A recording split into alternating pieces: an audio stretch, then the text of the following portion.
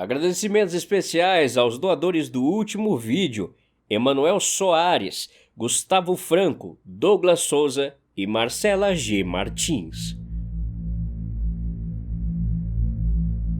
Trabalhar no cartório é o ápice do tédio humano. Você passa 8 horas por dia sentado numa cadeira, olhando para telas de sistemas dos anos 90, carimbando certidões de nascimento, casamento e óbito. Eu assumi o guichê 3 numa segunda-feira, cobrindo a vaga da dona Ercília, uma funcionária de 60 anos que pediu aposentadoria antecipada após um burnout. Aparentemente, fazer nada também causa burnout. Enfim, desde quando cheguei, não houve treinamento. Era apenas a minha mesa, o computador, o carimbo de tinta preta e uma folha de papel ofício plastificada colada com fita adesiva bem no meio do teclado. O título dizia: Procedimento Padrão de Registro, Guichê 3. Leia antes de chamar a primeira senha. Achei que fosse uma cartilha de como usar o sistema do governo ou qualquer merda padrão que eu deveria seguir. Mas apesar de parecer algo a se ignorar, já fui demitido por motivos bem menores em outras empresas, então não custava nada, já que a maior parte do tempo era tédio mesmo, dar uma lida para me surpreender com regras ineficientes de um cartório ineficiente e um governo mais ineficiente ainda. Puxei a folha e comecei a ler, ajeitando meus óculos e depois repousando o queixo sobre a mão. Dizia: ao novo responsável pelo guichê 3, você é a porta de entrada para a cidadania. Você transforma o que não existe em algo reconhecido pelo Estado. Mas preste muita atenção. Nem tudo que as pessoas trazem enrolado num cobertor para registrar é humano. As matas ao redor da nossa cidade são antigas. As coisas que vivem lá são estéreis, não podem ter filhos. Então, elas roubam os nossos e colocam substitutos no lugar. O seu trabalho é garantir que esses substitutos não ganhem direitos legais sobre nós. Memorize estas regras e siga como se sua vida dependesse disso. E depende. Regra número 1. Recém-nascidos humanos têm um cheiro característico. Alguns chamam de cheiro de bebê, mas na verdade é uma mistura de leite, talco, pomada ou até mesmo suor azedo. Quando a mãe colocar o bebê sobre o balcão de granito em frente ao seu guichê, respire fundo disfarçadamente. Você precisa checar se sentir um cheiro diferente do conhecido cheiro de bebê. E esse cheiro não é agradável. Mas não se engane, não é xixi ou cocô, é algo mais parecido como podridão mesmo. Se segure se isso acontecer. Não demonstre nojo.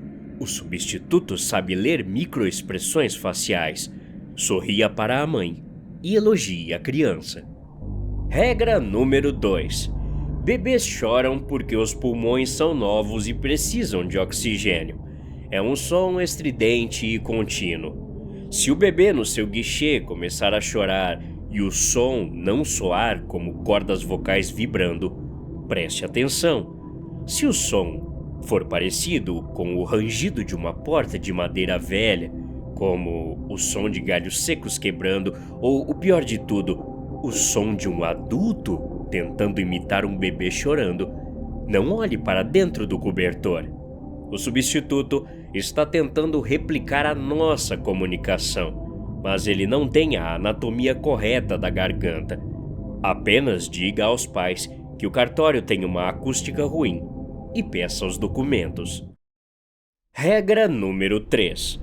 Todo registro de nascimento exige a DNV, Declaração de Nascido Vivo, aquela via amarela entregue pela maternidade. Leia o laudo. Se o bebê pesar mais de 5 quilos no papel, mas o volume no colo da mãe parecer leve como um travesseiro vazio, não questione. Verifique a assinatura do médico obstetra. Se o carimbo for do Dr. Valadares, CRM 148825, ative o botão de pânico silencioso debaixo da sua mesa. O Dr. Valadares morreu num acidente de carro na estrada vicinal de nossa cidade em 1982.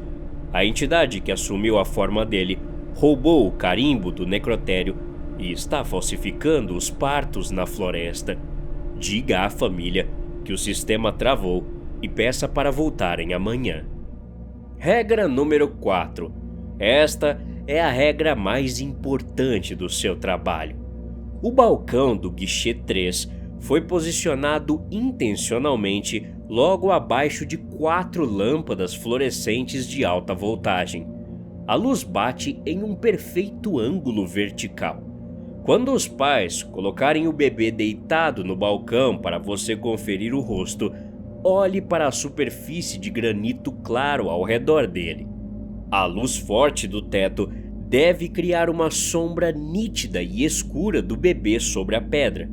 Se você olhar para o balcão e não houver sombra nenhuma projetada sob o bebê, se a luz simplesmente passar através do volume, como se ele não estivesse lá fisicamente, você está diante de um casca vazia, um predador de almas. Regra número 5. Se o bebê falhar no teste da sombra, da regra que acabei de falar, haja com absoluta normalidade. Os pais que estão com ele, diferente do que você possa pensar, não sabem que o filho verdadeiro foi levado na maternidade. A mente deles foi enevoada pela magia da criatura para enxergarem um bebê humano perfeito. O objetivo do casca vazia é ser reconhecido pela lei dos homens. Ele precisa que o Estado amarre a existência dele à dos adultos. Você deve digitar o nome que a mãe escolheu no sistema. Você deve imprimir a certidão. Porém, quando o sistema pedir a filiação, você é estritamente proibido de digitar o nome e CPF da mãe e do pai. O sistema de registro civil é um contrato definitivo. Se você digitar o nome ou CPF dos adultos e vinculá-los ao monstro no banco de dados do governo, você transfere a posse das almas do casal para a criatura. Você estará legalizando o abate. Marque a opção Pais Desconhecidos no sistema. Imprima o papel, entregue-o dobrado e diga parabéns. A magia cega não deixará que eles leiam o erro até chegarem em casa, quando já será tarde demais para o substituto agir. Apesar de tudo isso, não seja herói. Não avise os pais. Se a criatura perceber que foi descoberta antes de sair, ela vai desdobrar o que está escondido debaixo do cobertor e o cartório inteiro será massacrado. Cumpra a burocracia. Não quebre as regras. Terminei de ler, sem entender nada de nada. Na real, era a coisa mais doentia que eu já tinha visto no ambiente de trabalho. Uma brincadeira de extremo mau gosto da velha Ercília. Joguei a folha plastificada na gaveta de baixo, bati a gaveta com força, liguei o monitor e apertei o botão verde para chamar a primeira senha no painel digital. Amanhã passou arrastada e perfeitamente normal. Dezenas de pais exaustos, choros agudos de bebês, cheiro de talco, certidões impressas e CPFs vinculados. Essa coisa monótona e repetitiva engole qualquer superstição. Foi às 4h45 da tarde, quase no final do expediente de sexta-feira, que o painel piscou o número 142. Um casal jovem se aproximou do meu guichê. A mãe tinha olheiras profundas, os cabelos bagunçados e um sorriso exausto. O pai estava pálido, escorado no balcão de granito. No colo da mãe havia um bebê enrolado num cobertor de lã grossa azul marinho. Fazia 30 graus lá fora, mas a criança estava empacotada como se estivesse no inverno europeu.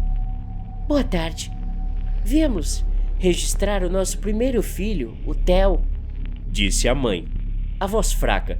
colocando o pacotinho azul cuidadosamente sobre a pedra fria do balcão. Boa tarde, senhora. Parabéns pelo filhinho de vocês. Olha, para fazer o procedimento aqui, vou precisar da DNV amarela e os documentos dos senhores. Eu respondi, esticando a mão no modo automático. Quando me inclinei para pegar os documentos, o ar do meu lado do guichê mudou. O ar-condicionado pareceu puxar um odor pesado. Não era cocô de bebê, não era leite azedo. Era o cheiro mais bizarro que eu já tinha sentido. Na verdade, já tinha sentido esse cheiro antes. Lembro que depois da minha vozinha morrer, quando peguei o caixão junto com o meu pai e levamos para o enterro com todo mundo chorando ao nosso redor, notei que perto de onde seria a sua cova tinha um túmulo recém-feito que tinha sido mal fechado pelos pedreiros. E de lá saiu um cheiro que ninguém consegue explicar até que o sinta. Foi exatamente esse cheiro que senti vindo daquele bebê. Regra 1. O cheiro de decomposição. Eu congelei com a mão no ar. Olhei para o bebê enrolado no balcão. A criança se mexeu debaixo da lã grossa e um som saiu do cobertor. Não foi um choro agudo e desregulado. O som foi rasgado, seco, seguido por algo que soava muito, mas muito parecido com um homem adulto sussurrando um buá irônico com as cordas vocais arranhadas. Regra 2. Meu coração disparou de uma forma dolorosa. Minhas mãos começaram a suar frio sobre o teclado. A brincadeira da velha Ercília deixou de ser uma piada e se transformou numa âncora me puxando para o fundo do mar. E o pior, não era só uma regra surgindo casualmente na minha frente. Era uma sequência que ninguém poderia dizer que é uma simples coincidência.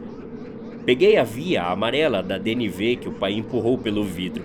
Foi direto para a parte inferior do papel.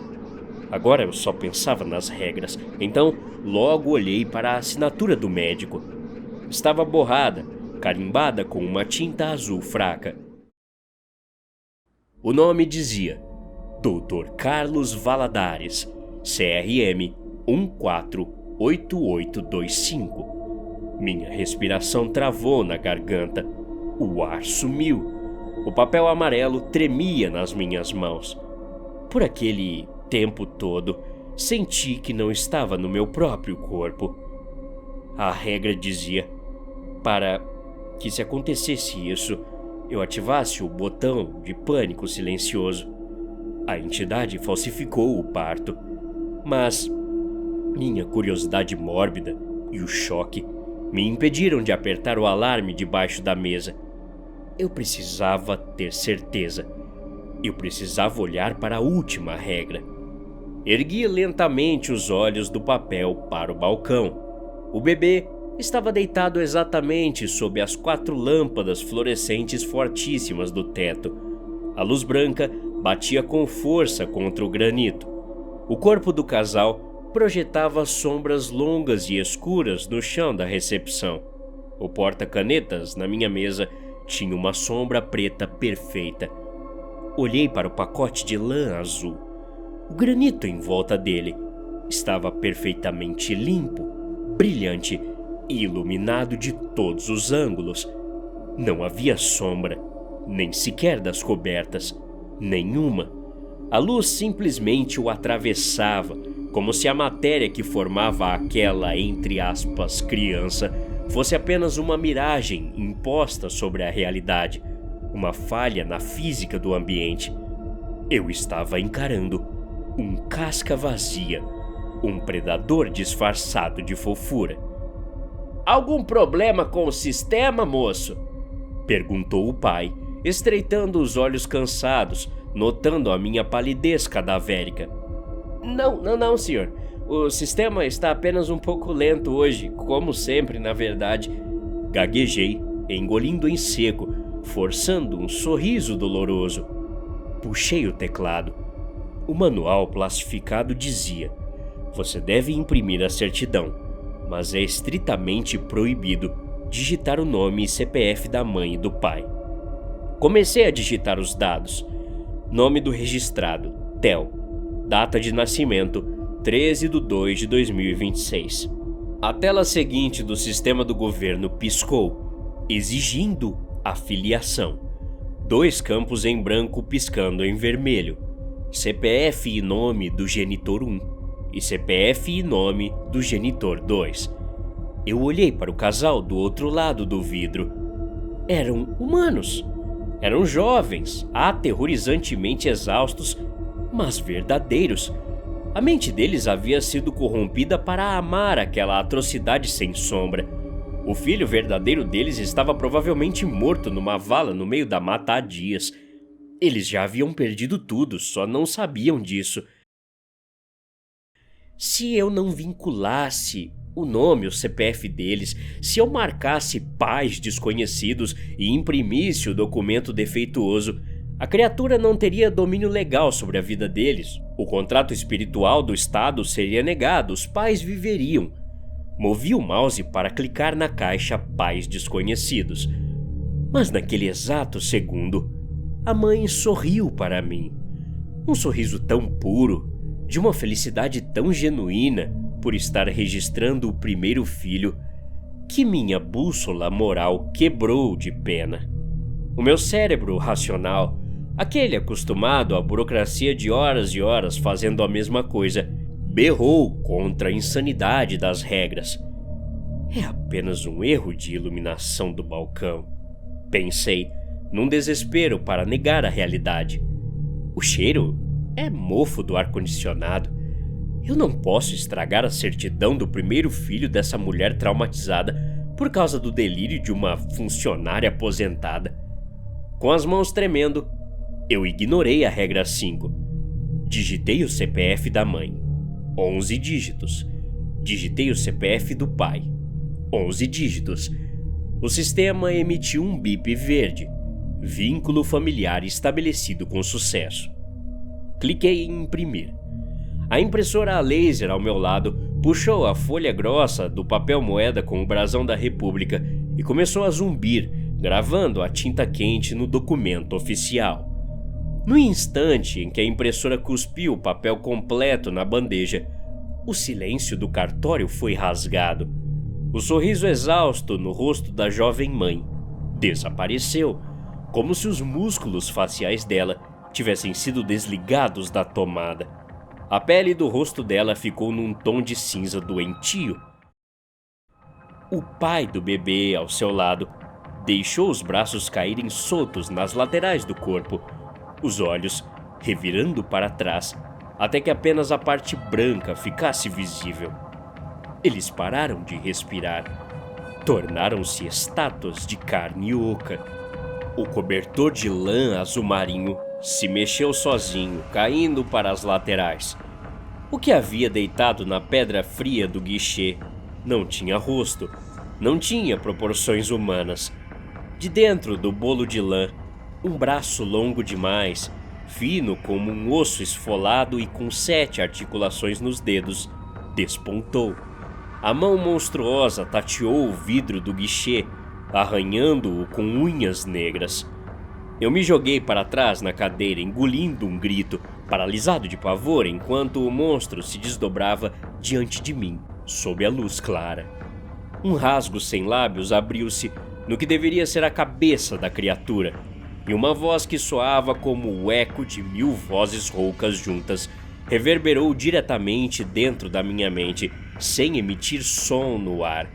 A criatura longa e desengonçada saltou do balcão para os braços inertes da mãe, que, como um fantoche controlado por fios invisíveis, fechou os braços ao redor da aberração. O pai, ainda com os olhos brancos revirados, pegou a certidão de nascimento da fresta do vidro. Sem dizer uma única palavra em voz alta, o casal zumbi deu as costas e marchou de forma dura, robótica e perfeitamente sincronizada em direção às portas automáticas do cartório, levando o dono das suas almas para casa com o aval assinado e carimbado pelo governo federal. As portas de vidro se fecharam, cortando o barulho do trânsito lá fora. Fiquei sozinho, com as mãos suando frio sobre o teclado. Tentei me convencer de que era apenas um surto da minha cabeça. Talvez foi por causa disso que a antiga funcionária saiu. Nunca mais eu brinco com esse negócio de burnout. Foi então que os meus olhos caíram sobre o balcão. A mãe tinha esquecido a CNH ali, ao lado da almofada do carimbo. Peguei o documento de plástico por instinto, com a intenção de correr até a rua e entregar a ela. Mas ao olhar para a carteira de motorista, parei. A foto dela estava lá, o nome, a data de nascimento, mas o campo onde o CPF deveria estar impresso estava em branco, diferente de minutos atrás. A identidade fiscal dela tinha sido apagada do documento físico. Voltei os olhos para a tela do meu computador. O sistema de registro do governo ainda estava aberto na página de certidão do recém-nascido. Na aba de filiação, onde eu tinha acabado de digitar os CPFs daquele casal choroso, os números já não estavam mais associados aos nomes deles. O sistema havia feito a migração de dados instantaneamente. O banco de dados federal exibia uma notificação no topo da tela. Transferência de titularidade concluída. Patrimônio vinculado ao novo declarante. Aquelas coisas não roubam os bebês porque querem ser amadas ou porque têm instinto materno. Elas roubam porque no mundo moderno você não existe se não tiver um número. Elas precisam da nossa burocracia para entrar no sistema financeiro, para registrar propriedades no próprio nome, para circular sem serem percebidas. Elas não devoram a carne dos pais. O casal que acabou de sair por aquela porta não morreu. Pior do que isso, para o Estado brasileiro, eles deixaram de ser cidadãos e se tornaram apenas bens materiais, os cuidadores orgânicos da criatura que carregavam nos braços. A criança oca agora era a dona legal da casa deles, do carro e das contas bancárias. Puxei a gaveta e peguei a folha plastificada da velha Ercília. Virei a folha no desespero. Havia um aviso no verso que eu não tinha lido antes de chamar a primeira senha. Um parágrafo rabiscado à mão. Dizia: eu tentei avisar a gerência. Eu tentei parar de registrar os CPFs quando descobri o que eles eram, mas não me deixaram sair. O cartório recebe um repasse financeiro milionário do Estado por cada transferência de titularidade bem-sucedida. O governo prefere os cascas vazias. Eles pagam os impostos em dia e não reclamam de nada. Se você está lendo isso e sentiu pena dos pais, sinto muito. Você não quebrou o sistema. Você bateu a meta. Olhe para a porta da gerência. Depois de ler, levantei a cabeça devagar. O tabelião titular do cartório, Dr. Augusto, estava de pé na porta da sua sala de vidro, me observando. O chão de porcelanato sob os sapatos dele não projetava absolutamente nenhuma sombra. Olhei para o painel digital na parede. O número piscou com um bip agudo. Na sala de espera, 5 famílias diferentes se levantaram das cadeiras de plástico ao mesmo tempo. As 5 mães seguravam pacotes de lã que cheiravam a podridão. E os 5 pais já me olhavam com aquele mesmo vazio opaco nos olhos, aguardando pacientemente a sua vez de deixarem de existir. Até a próxima. Obrigado.